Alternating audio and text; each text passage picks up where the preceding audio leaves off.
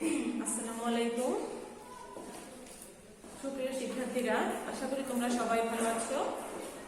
নবম শ্রেণীর জীববিজ্ঞান বিষয়ের শিক্ষার্থীরা, আশা করি তোমরা খাতা কলম নিয়ে এর মধ্যে অনলাইন ক্লাসটি দেখছো। গত ক্লাসে আমরা তোমাদের জীববিজ্ঞান বিষয়ের প্রথম অধ্যায় জীবন পাঠ থেকে আমরা জীববিজ্ঞানের বিভিন্ন শাখা সমূহ নিয়ে আলোচনা করেছিলাম। আজকে আমরা প্রথম অধ্যায় জীবন পাঠ থেকে জীবের শ্রেণীবিন্যাস সম্পর্কে আলোচনা করব। শিক্ষার্থী বন্ধুরা, চলো জেনে নিই আজকে পাঠ থেকে আমরা কি শিখতে পারবো। আমাদের শিক্ষক ফলটা জেনে নিই। আজকে পাঠ থেকে আমরা শিখতে পারবো জীবের শ্রেণীবিন্যাসের লক্ষ্য ও উদ্দেশ্য ব্যাখ্যা করতে পারবো, জীব জগতের শ্রেণীবিন্যাস বর্ণনা করতে। আচ্ছা শিক্ষার্থী বন্ধুরা, আমরা যদি প্রকৃতির দিকে তাকাই তাহলে আমরা কি দেখতে পাই? আমরা সবুজ উদ্ভিদ, প্রকৃতির যে জীবজ উপাদান, সবুজ উদ্ভিদ এবং বিচিত্র প্রাণী দেখতে পাই। এই পর্যন্ত প্রায় 4 লক্ষ প্রজাতির উদ্ভিদ এবং প্রায় 13 লক্ষ প্রজাতির প্রাণী শনাক্ত করা হয়েছে এবং তাদের নামকরণ করা হয়েছে। এবং দিন দিন যতই দিন যাচ্ছে এই নতুন নতুন প্রজাতির উদ্ভিদ এবং প্রাণীদের সংখ্যা, প্রাণীদের শনাক্ত করা হচ্ছে এবং তাদের বৈশিষ্ট্যগুলো বর্ণনা করা হচ্ছে। এই যে বিশাল সংখ্যক এবং বৈচিত্র্যপূর্ণ এই জীব জগতের এই জীবগুলো সম্পর্কে জানার জন্য, শেখার জন্য এবং বোঝার জন্য এই জীবগুলোকে প্রয়োজন সুষ্ঠুভাবে বিন্যস্ত করা। আর এই প্রয়োজনের তাগিদেই জীববিজ্ঞানের একটি স্বতন্ত্র শাখা গড়ে উঠেছে, যে শাখাটির নাম হচ্ছে কি ট্যাক্সোনমি বা শ্রেণীবিন্যাস বিদ্যা। সুইডিশ প্রকৃতিবিজ্ঞানী বা প্রকৃতিবিদ ক্যারোলাস লিনিয়াস তিনি এই শ্রেণীবিন্যাসের ক্ষেত্রে উল্লেখযোগ্য অবদান রেখেছেন। তো শিক্ষার্থী বন্ধুরা, চলো আমরা জেনে নিই শ্রেণীবিন্যাসের লক্ষ্য কি। শ্রেণীবিন্যাসের লক্ষ্য হচ্ছে এই বিশাল এবং বৈচিত্র্যপূর্ণ জীব জগৎকে সহজভাবে, অল্প সময়ে, অল্প পরিশ্রমে সঠিকভাবে জানা। এবং শ্রেণীবিন্যাসের উদ্দেশ্য কি?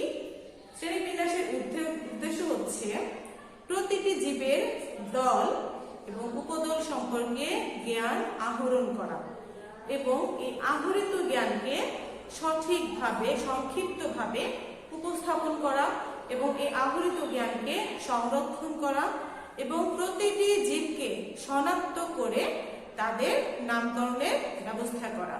সেই সঙ্গে জীবজগৎ এবং মানব কল্যাণে প্রয়োজনীয় জীবসমূহকে শনাক্ত করে তাদের সংরক্ষণের ব্যবস্থা করা শ্রেণীবিন্যাসের উদ্দেশ্য। আচ্ছা শিক্ষার্থী বন্ধুরা, এবার আমরা জীব জগতের শ্রেণীবিন্যাস সম্পর্কে জানব। ক্যারোলাস লিনিয়াসের পর থেকে, ক্যারোলাস লিনিয়াসের পরবর্তী সময়, তখন থেকে পরবর্তী 20 শতাব্দীর প্রায় মাঝামাঝি সময় পর্যন্ত জীবজগৎকে মোটামুটি 2টি রাজ্যে বিভক্ত করা হতো, উদ্ভিদ জগৎ এবং প্রাণী জগৎ। কিন্তু বর্তমানে শ্রেণীবিন্যাস অনেকটাই পরিবর্তিত হয়ে এসেছে।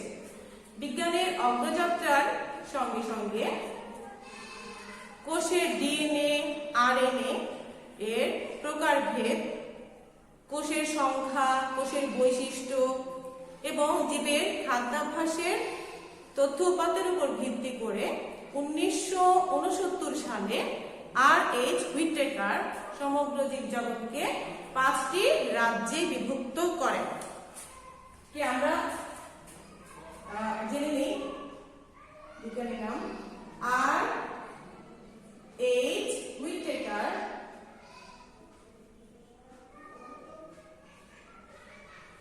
1969 সালে সমস্ত জীবজগৎকে 5টি রাজ্যে বিভক্ত করার প্রস্তাব দেন এবং রাজ্যগুলো কি কি?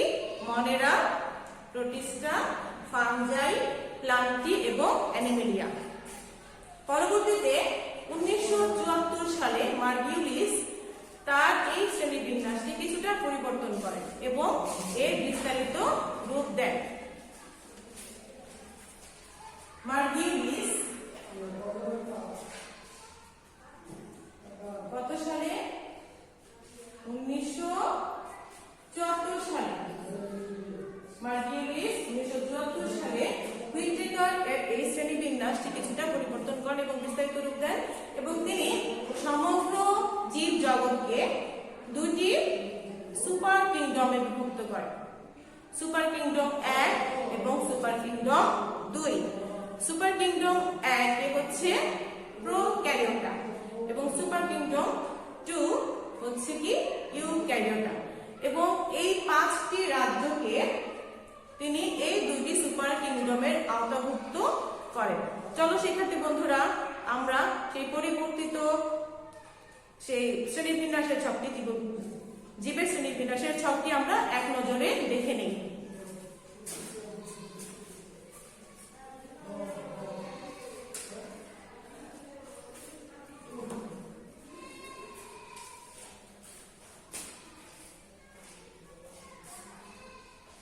জীব জগৎ কে দুটি সুপার কিংডমে বিভক্ত করা হয়।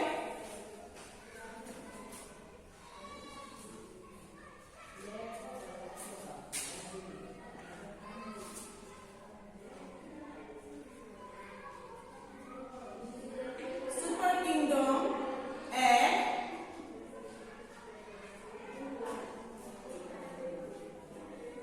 সুপার কিংডম 1 এবং সুপার কিংডম 2।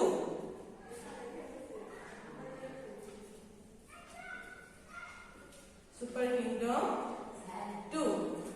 সুপার কিংডম 1 হচ্ছে কি প্রোক্যারিওটা, প্রোক্যারিওটা, আর সুপার কিংডম 2 হচ্ছে কি ইউক্যারিওটা, ইউক্যারিওটা।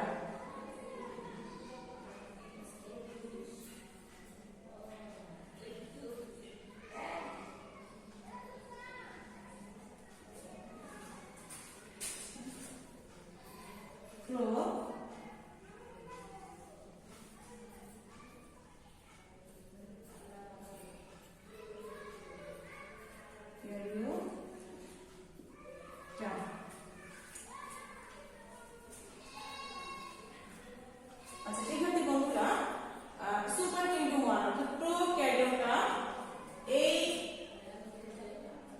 কিংডমের অন্তর্ভুক্ত যে জীবগুলো সেগুলো কি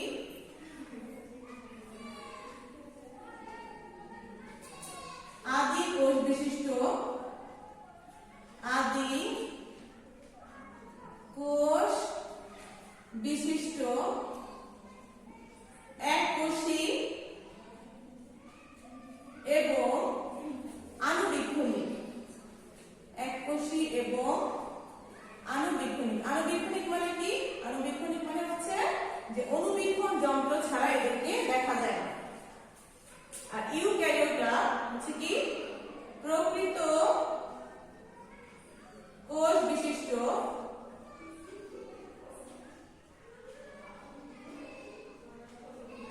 এককোষী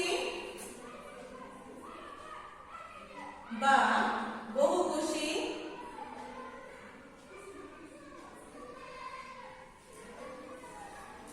একক বা কলোনিয়াল। কলোনিয়াল মানে হচ্ছে অনেকগুলো সদস্য একত্রে তারা কলোনি আকারে দলবদ্ধ হয়ে বসবাস করে, কলোনিয়াল। আচ্ছা এবার আমরা দেখি যে 5টি রাজ্যকে এই সুপার কিংডমে অন্তর্ভুক্ত করা হয়েছে। সুপার কিংডম 1 এর অন্তর্ভুক্তিতে রয়েছে রাজ্য 1 মনেরা, রাজ্য 1 মনেরা।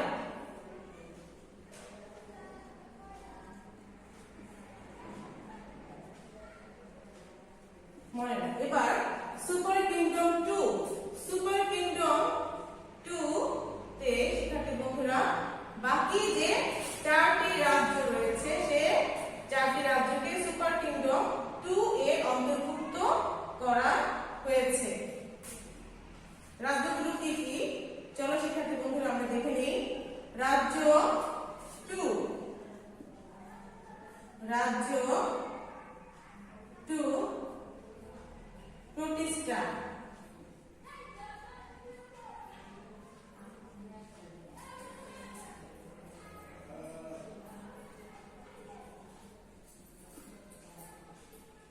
রাজ্য 3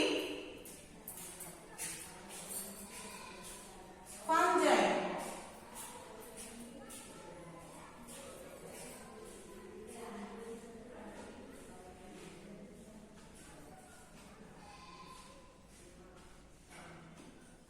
রাজ্য 4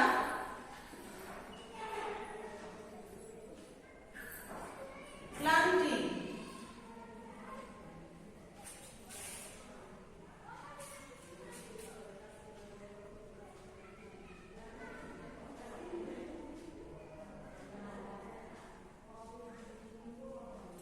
এবং রাজ্য 5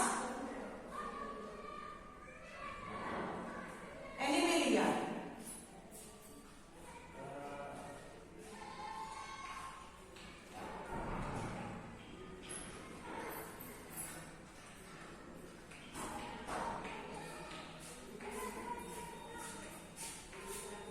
আচ্ছা শিক্ষার্থী বন্ধুরা চলো আমরা উদাহরণগুলো দেখে নিই। মনেরা রাজ্যের অন্তর্ভুক্ত জীবসমূহ কি কি? ব্যাকটেরিয়া, নিরাপদ সদস্যকাল বা নষ্ট। রাজ্য 2 বা প্রোটিস্টা এর অন্তর্ভুক্ত জীবসমূহ কি? অ্যামিবা, প্যারামেসিয়াম, এককোষী শৈবাল বা ডায়াটম, বহুকোষী শৈবাল।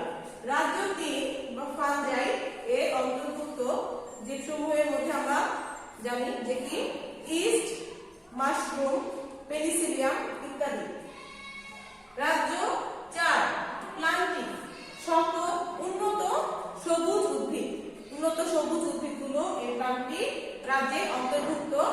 এবং রাজ্য 5, রাজ্য 5 অ্যানিমেলিয়াতে আছে প্রোটোজোয়া ব্যতীত সকল মেরুদণ্ডী এবং অমেরুদণ্ডী প্রাণী। প্রোটোজোয়া ব্যতীত সকল মেরুদণ্ডী এবং অমেরুদণ্ডী প্রাণী।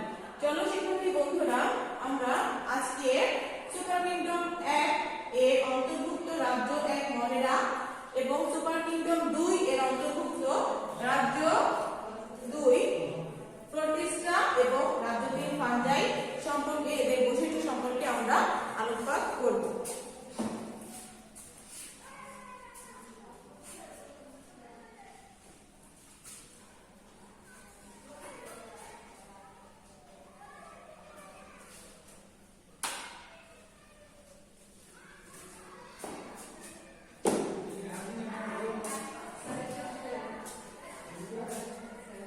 রাজ্য 1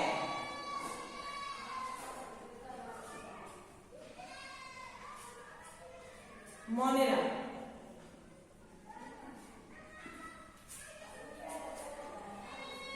আমাদের বোঝার সুবিধার্থে এভাবে আমরা আলাদাভাবে ছক করে নিচ্ছি। রাজ্য 2 প্রতিষ্ঠা,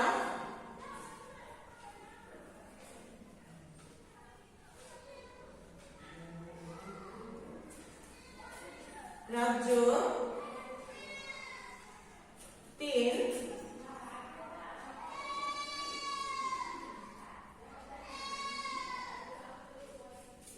ফানজাই।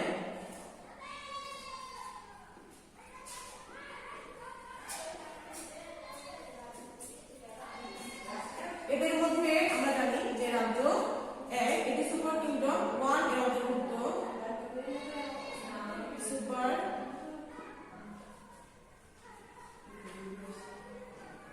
কিংডম 1 এবং রাজ্য 2 এবং রাজ্য 3 সুপার কিংডম 2 এর অন্তর্ভুক্ত। সুপার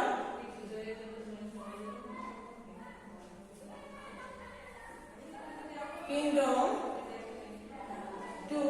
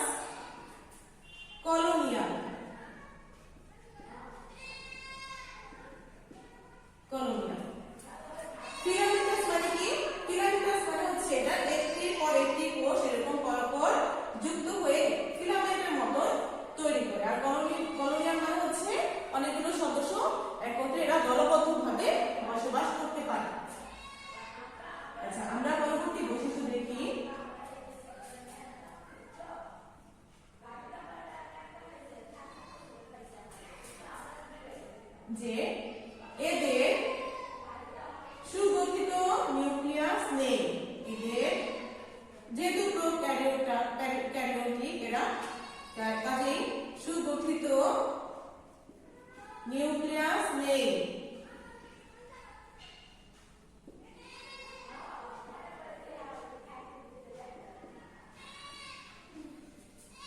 অর্থাৎ এদের কোষে ক্রোমাটিন বস্তু আছে,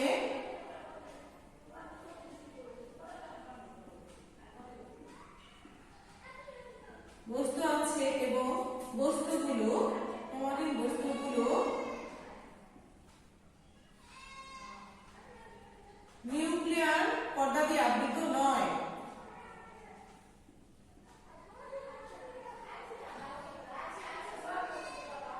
নিউক্লিয়ার পর্দা দিয়ে আবৃত নয়, এবং নিউক্লিওলাসও থাকে না। নিউক্লিওলাস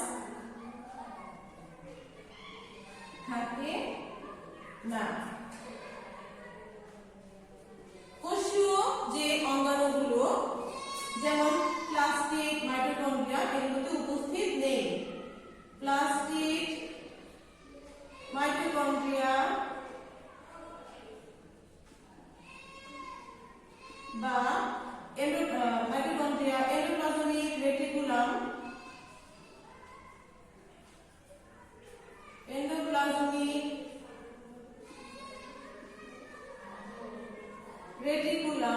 বা এন্ডোপ্লাজমিক জালিকা নেই, কিন্তু রাইবোজোম আছে।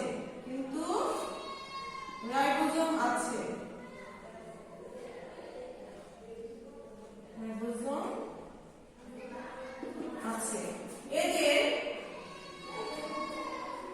দ্বিবিভাজনের মাধ্যমে কোষ বিভাজন সম্পন্ন হয়। দ্বিবিভাজন প্রক্রিয়ায় কোষ বিভাজন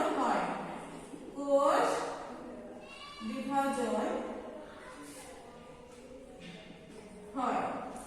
এদের খাদ্য গ্রহণ শোষণ পদ্ধতিতে প্রধানত ঘটে, তবে কেউ ফটোসিনথেসিস বা সালোকসংশ্লেষণ প্রক্রিয়ায় খাদ্য প্রস্তুত করে থাকে।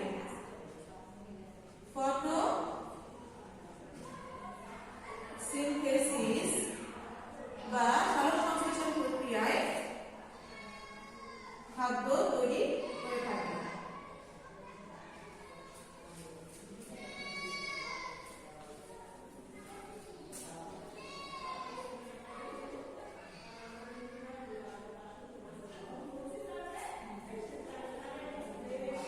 আচ্ছা, আমরা উদাহরণ হিসেবে কি দেখছি যে ব্যাকটেরিয়া, নীলাভ, সবুজ, শৈবাল। আচ্ছা, এবার রাজ্য 2 প্রোটিস্টা। প্রোটিস্টার বৈশিষ্ট্যগুলো শিক্ষার্থী বন্ধুরা চলো আমরা দেখি। প্রোটিস্টার বৈশিষ্ট্যগুলো কি কি? এরা এককোষী, এখানে একটি কথা উল্লেখ করবে, এটা সুপার কিংডম 2 এর অন্তর্ভুক্ত, এবং তার মানে কি এদের প্রকৃত নিউক্লিয়াস আছে। এরা প্রকৃত কোষী, অর্থাৎ সুগঠিত নিউক্লিয়াস আছে। এককোষী বা বহুকোষী হতে পারে, ফিলামেন্টাস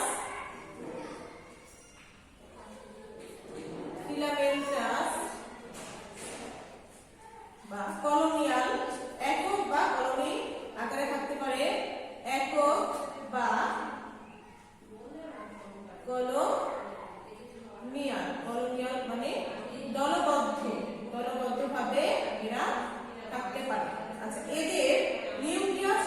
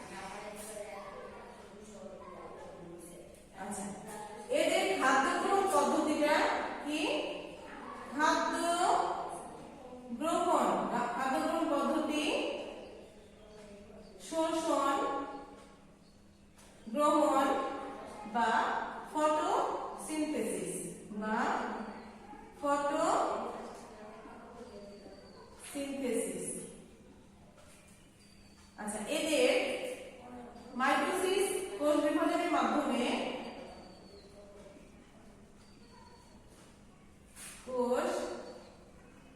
বিভাজনের মাধ্যমে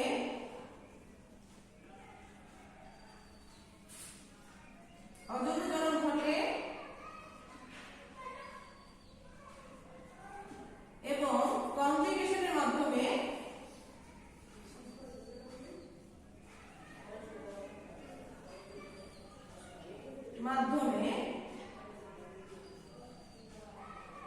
যৌনজনন সম্পন্ন হয়। কনজুগেশন মানে কি, যে জৈবনিক ভাবে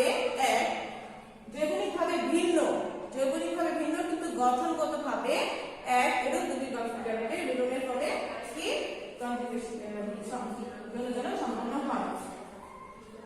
এবং এদের আরেকটি বৈশিষ্ট্য কি, যে এদের কোনো ভ্রূণ গঠিত হয় না। ভ্রূণ গঠিত হয় না। আচ্ছা, সেক্ষেত্রে বন্ধুরা আমরা দেখলাম যে রাজকীয় প্রতিষ্ঠার বৈশিষ্ট্যগুলো এবং এর উদাহরণ কি, উদাহরণ হচ্ছে অ্যামিবা, তারপর প্যারামেসিয়াম, এককোষী শৈবাল, ডায়াটম বা বহুকোষী শৈবাল, এগুলো হচ্ছে রাজ্যসমূহ এর উদাহরণ। এবার আমরা দেখি রাজ্য 3 ফাঞ্জাই। ফাঞ্জাই এর বৈশিষ্ট্যগুলো দেখি।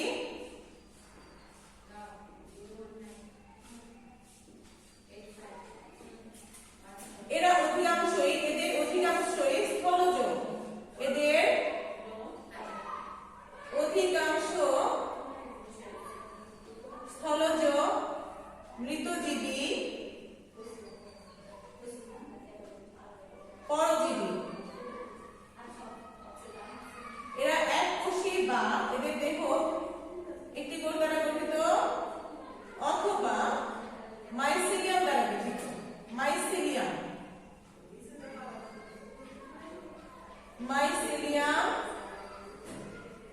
দ্বারা গঠিত। সেক্ষেত্রে বন্ধুরা মাইসিলিয়ামটা কি? মাইসিলিয়াম হচ্ছে সরু সুতার মতন অংশ, দ্বারা গঠিত। এদের নিউক্লিয়াস সুগঠিত,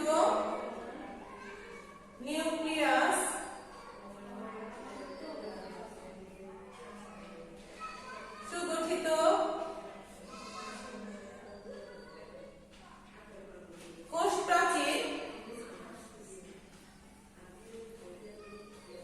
প্রাচীর কাইটিন নামক বস্তু দ্বারা গঠিত। কাইটিন নামক বস্তু দ্বারা গঠিত।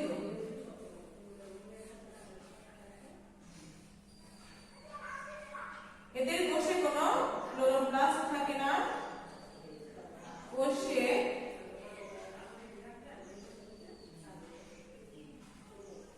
ক্লোরোপ্লাস্ট থাকে না, অর্থাৎ এরা নিজের খাদ্য নিজেরা তৈরি করতে পারে না।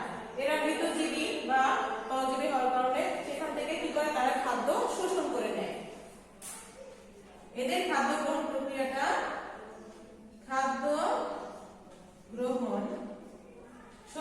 শোষণ প্রক্রিয়ায় সংক্ষেপে লিখছি, শোষণ প্রক্রিয়াটা খাদ্য গ্রহণ সম্পূর্ণ করে এবং এরা হ্যাপ্লয়েড স্পোর দ্বারা বংশবৃদ্ধি করে